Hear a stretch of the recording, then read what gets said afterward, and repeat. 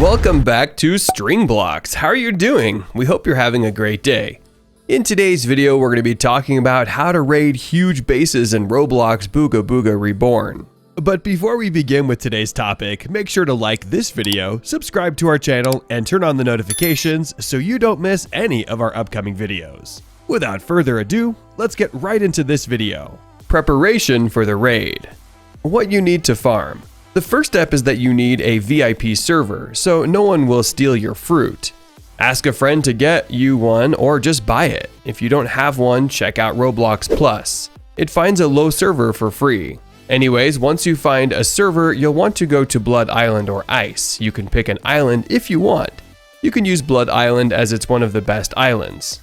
Where to farm. So, if you are farming in Blood Island, cover the whole island and you will get about 3,000 blood. Half island will give you about 2,000 blood. Now, if you're farming in an ice farm, kind of like half of the island, you can farm the whole island if you want to buy it, and it will take a while to plant your fruit. How much material do you need? If you want to farm a lot of crystals and gold, you have to do the gold glitch after you get a lot of gold.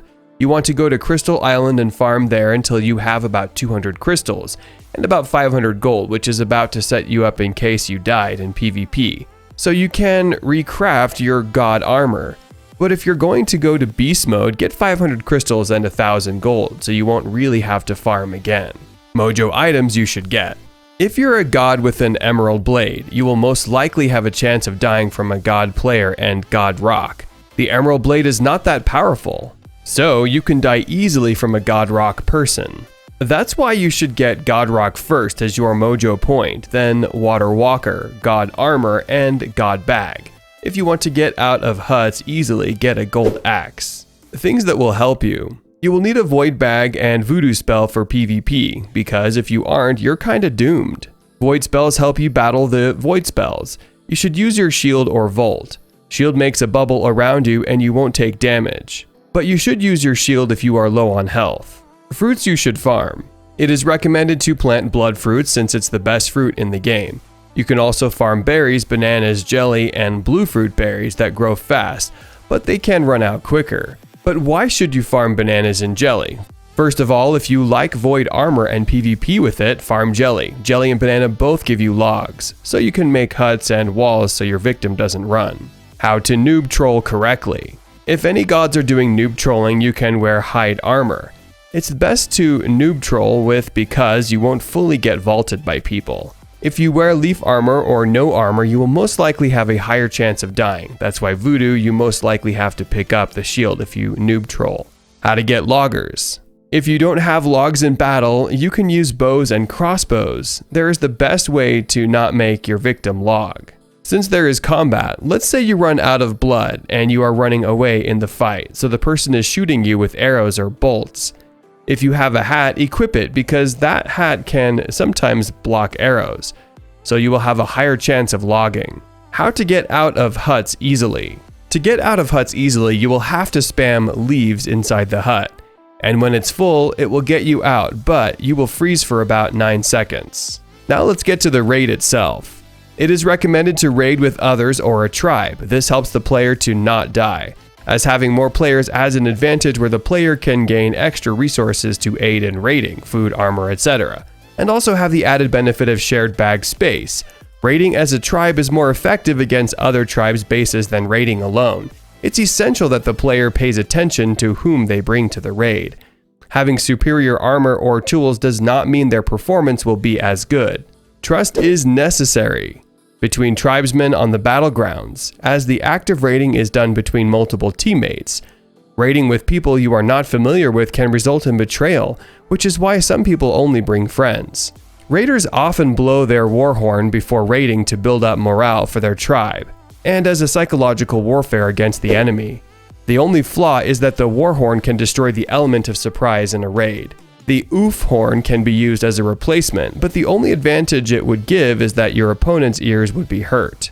It's better to sneak up on the people you're raiding. Scouting is essential to know the enemy tribe's manpower, resources, defenses, and equipment. The enemy may notice this, so the player must make sure to not be seen, as the tribe that senses attack will prepare further.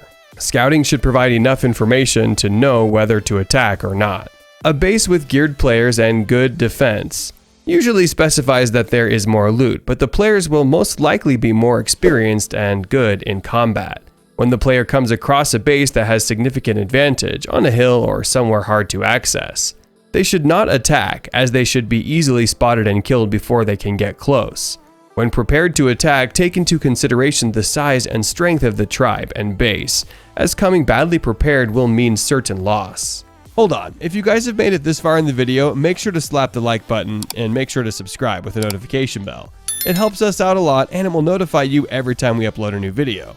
So it's a win-win situation. Anyways, back into the video. In a raid, it's important that the player makes a plan. Why do they need to raid? How will they do it? In some cases, when raiding, there are a lot of plants and nests ready for gathering if the enemy tribe hasn't harvested them already. However, the player should not let their guard down if there are groups of defenders. Carelessness may lead to the player's own death, even when equipped with a full god armor set.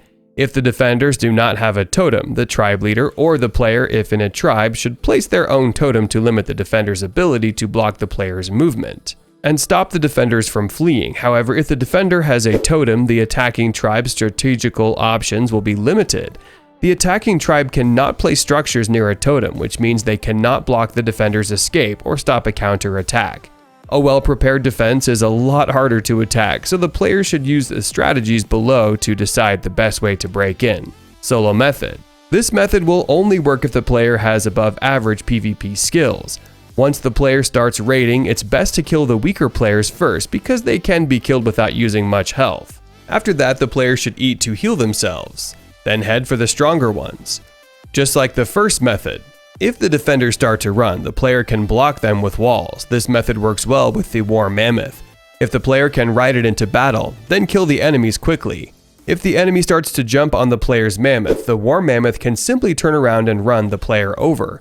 After the raid, it may be advised that the player might quit the game because the enemy will want to take back their loot, especially if the enemy has better geared than the raider. The player shouldn't leave while they have a red exclamation point and sometimes longer above their head, as this will be classed as combat logging. The player loses all of their armor and equipment, but keeps their backpack and resources, as if they had died. If the player uses this method successfully, the player may keep all the loot gained for himself or herself. But that's pretty much all that's going on in the Roblox community. As soon as there is more news, we'll be the first to let you know.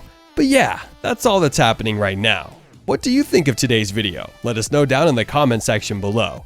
Well, anyways, thank you all so much for watching. We hope you enjoyed it. Hit like if you did, and don't forget to subscribe. Also, watch the 2 videos on screen because I'm sure you'll love them. And with that, I'll see you in the next Roblox video. Goodbye.